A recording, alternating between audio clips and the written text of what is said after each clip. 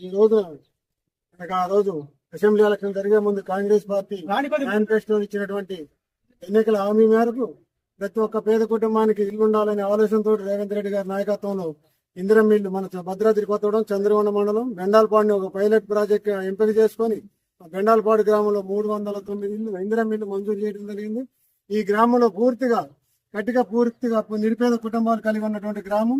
ఇక్కడ టోటల్ గా 90% ఇల్లులు కట్టుకోవడానికి సిద్ధంగా ఉన్నారు. ఆ సందర్భంగా ఇప్పటికీ కొంత 100 బేస్మెంట్ ఇల్లు కట్టడం జరిగింది.